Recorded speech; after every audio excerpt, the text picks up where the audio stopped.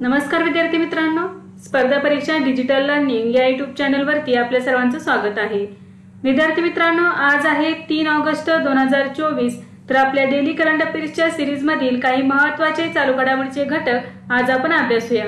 तर विद्यार्थी मित्रांनो, आज आपण 2 आणि 3 ऑगस्ट या 2 दिवशीच्या करंट अफेअर्स अभ्यासणार आहोत। चला तर मग आजच्या व्हिडिओला सुरुवात करूया। फर्स्ट क्वेश्चन आहे, पॅरिस ऑलिम्पिक 2024 मधील पुरुषांच्या 50 मीटर रायफल 3 पोझिशन नेमबाजीत स्वप्नील कुसळेने कोणते पदक जिंकले आहे? तर याचे उत्तर आहे कांस्य। पॅरिस ऑलिम्पिक 2024 मध्ये भारतीय नेमबाज स्वप्नील कुसळेने पुरुषांच्या 50 मीटर रायफल 3 पोझिशन स्पर्धेत कांस्य पदक जिंकले आहे।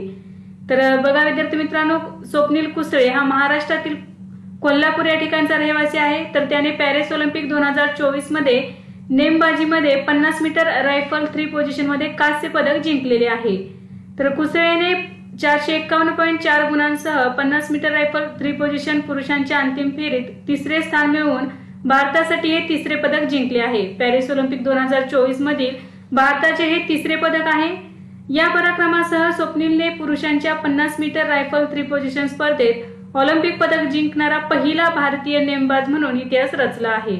तर 50 मीटर रायफल 3 पोझिशन स्पर्धेत ऑलिम्पिक मध्ये पदक जिंकणारा स्वप्नील कुसळे हा पहिला भारतीय नेमबाज ठरलेला आहे। पॅरिस ऑलिम्पिक 2024 मध्ये भारताचे हे तिसरे पदक आहे। चीनच्या वायके लिओने 463.6 गुणांसह सुवर्ण पदक जिंकले, तर युक्रेनच्या यस कुलिशने 461.3 गुणांसह रौप्य पदक जिंकले। नेक्स्ट आहे, केंद्रीय लोकसेवा आयोगाच्या अध्यक्षपदी कोणाची नियुक्ती करण्यात आली आहे? तर याचे उत्तर आहे प्रीती सुदान। जुलै 2024 मध्ये केंद्र सरकारने प्रीती सुदान यांची केंद्रीय लोकसेवा आयोगाच्या अध्यक्षपदी नियुक्ती केली आहे। तर 1 ऑगस्ट 2024 रोजी त्यांनी पदभार स्वीकारला।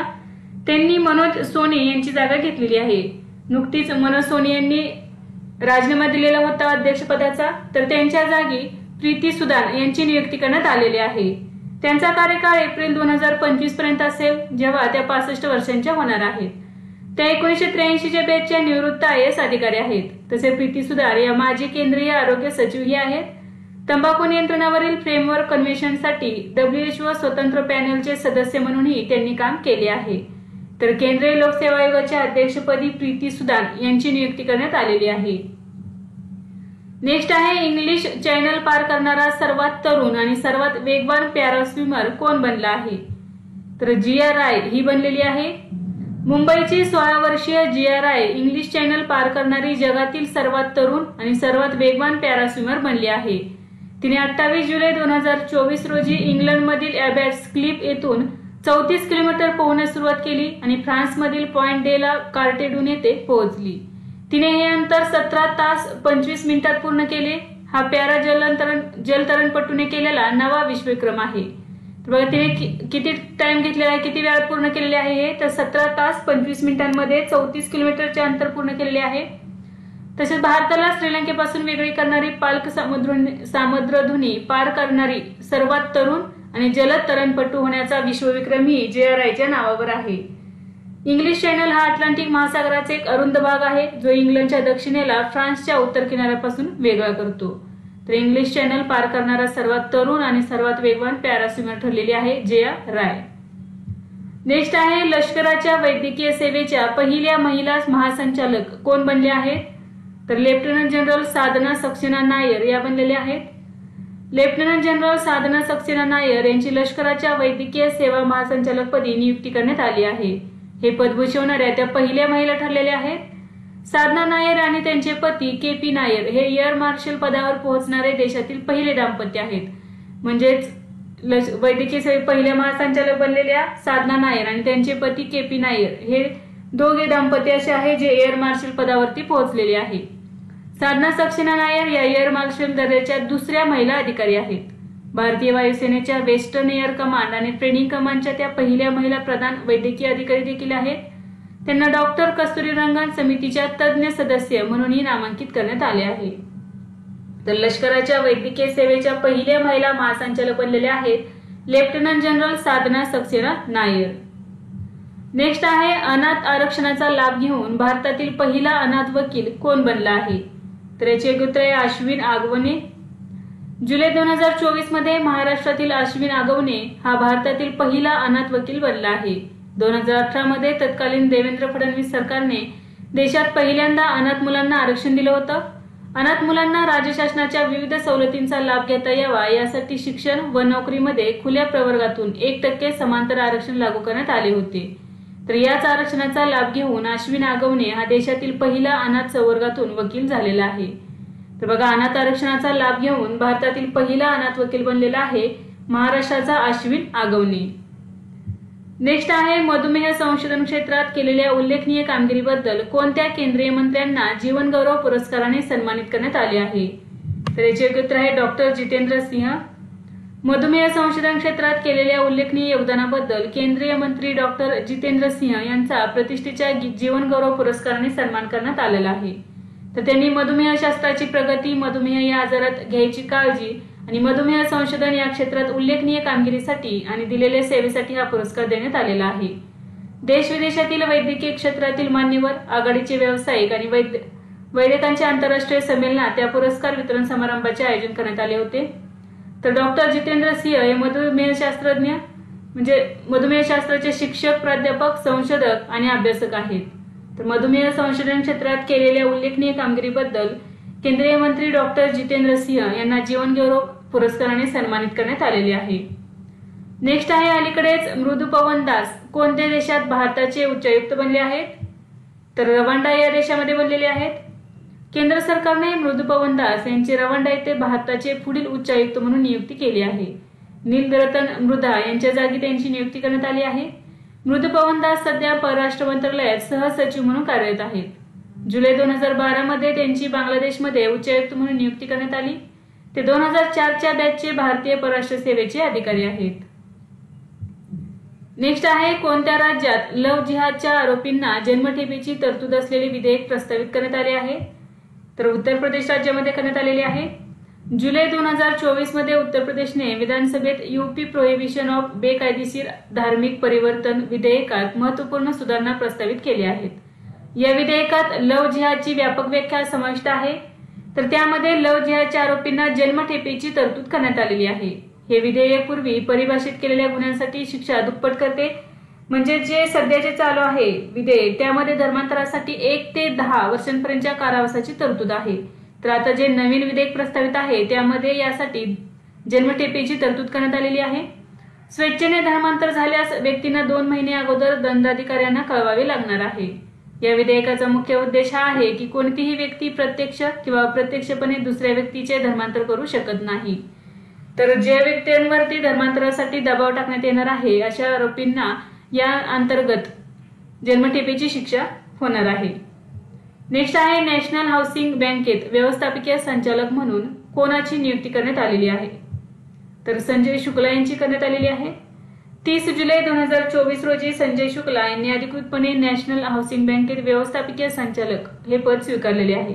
ते गृहनिर्माण आणि किरकोळ मालमत्ता वित्त क्षेत्रातील 3 दशकाहून अधिक अनुभव असलेले अनुभवी चार्टर्ड अकाउंटंट आहेत.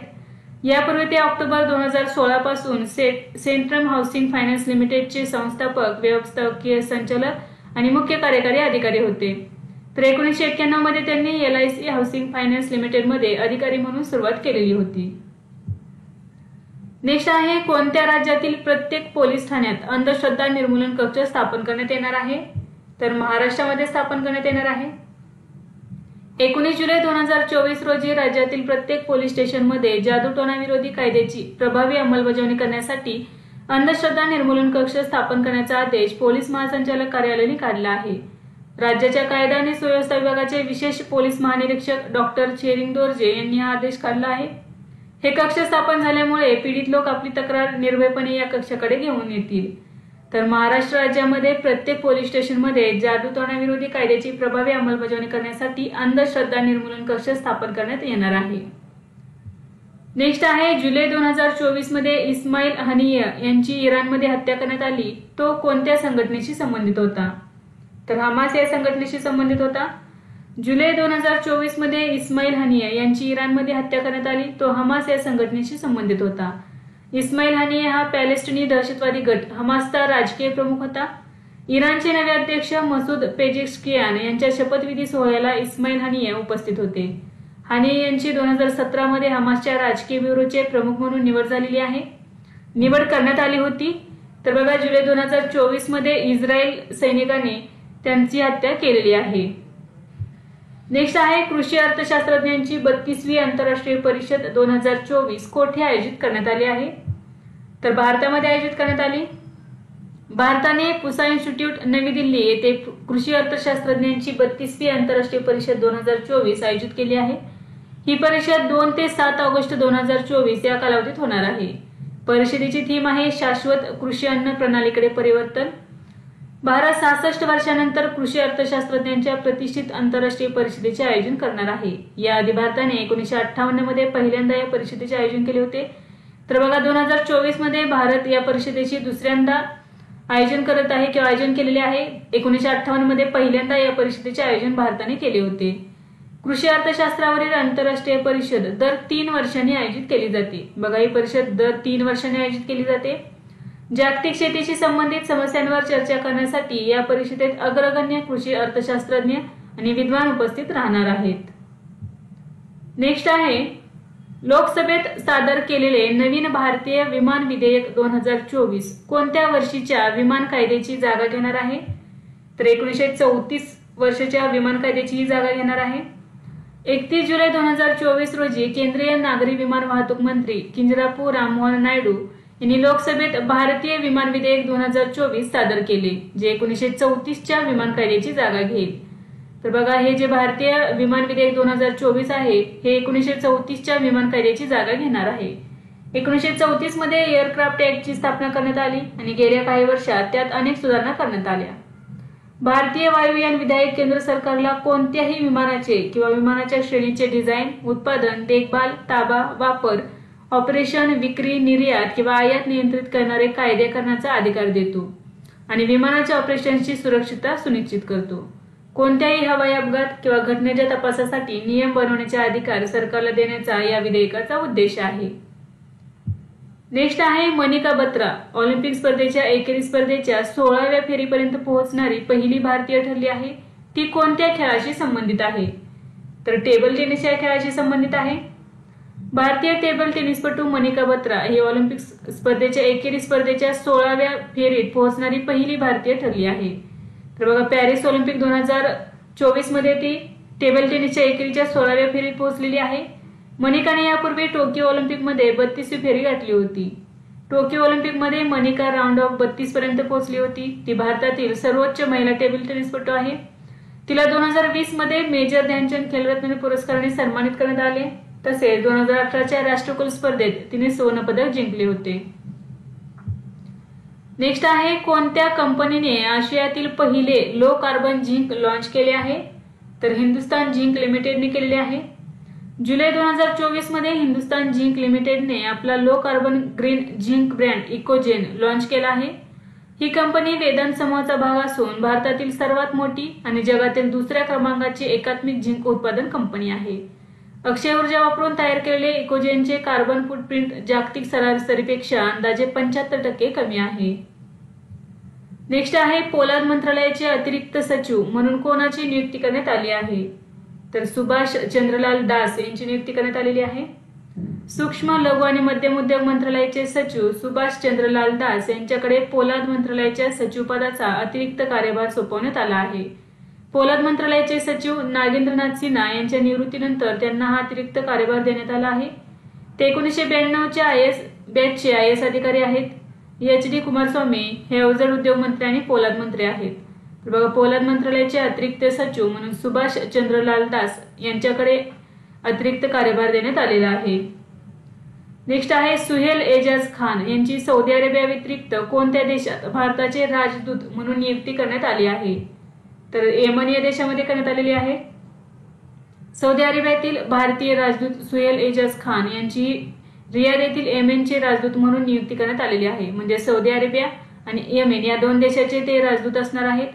सध्या सौदी अरेबिया भारतामध्ये राजदूत म्हणून कार्यरत असलेले वरिष्ठ मुत्सद्दी सुहेल एजाज खान यांना पुढील राजदूत म्हणून मान्यता देण्यात आली आहे. हे 1997च्या बॅचचे भारतीय परराष्ट्र सेवेतील अधिकारी आहेत. नेक्स्ट आहे अलीकडेच सेवा चॅटबॉट कोणी सुरू केला आहे? तर securities and exchange board of India म्हणजे सेबीने सुरू केलेला आहे. जुलै 2024 मध्ये securities and exchange board of इंडियाने गुंतवणूकदारांचे संरक्षण करण्यासाठी AI आधारित चॅटबॉट सेवा लॉन्च केली आहे. या गुंतवणूकदारांचे संरक्षण करण्यासाठी आर्टिफिशियल इंटेलिजन्स आधारित संभाषण प्लॅटफॉर्म व्हर्च्युअल असिस्टंट असणार आहे. हा चॅटबॉट सिक्युरिटीज मार्केटवरील सामान्य माहिती, नवीनतम मास्टर परिपत्रके आणि तक्रार निवारण प्रक्रियेशी संबंधित प्रश्नांची उत्तरे देणे सक्षम आहे. चॅटबॉटची बीटा आवृत्ती सेबीच्या गुंतवणूकदार वेबसाईट आणि सारथी मोबाईल ॲपवर उपलब्ध आहे. नेक्स्ट आहे टाइम मासिकाच्या वर्ल्ड ग्रेटेस्ट प्लेसेस 2024च्या यादीत भारतातील किती ठिकाणांचा समावेश करण्यात आला आहे? तर 3 ठिकाणांचा समावेश करण्यात आला आहे. टाइम मासिकाने आपल्या प्रतिष्ठित यादीत 2024 मधील जगातील महान ठिकाणे यामध्ये 3 भारतीय स्थळांचा समावेश केला आहे. या सूचीमध्ये नवीन आणि अद्वितीय अनुभव देणारी ठिकाणे समाविष्ट असतात.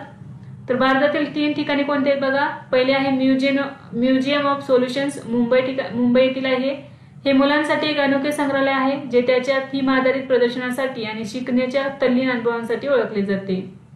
दुसरे आहे मनम चॉकलेट हैदराबाद येथील आहे. तर हैदराबाद मधील प्रीमियम क्राफ्ट चॉकलेट ब्रँड आहे. तिसरे ठिकाण आहे नार, हे हिमाचल प्रदेश येथील आहे. नार हे हिमाचल प्रदेश मधील बुटीक हॉटेलमध्ये असलेले प्रीमियम रेस्टॉरंट आहे. तर या 3 ठिकाणांचा समावेश जगातील महान ठिकाणांमध्ये करण्यात आलेला आहे.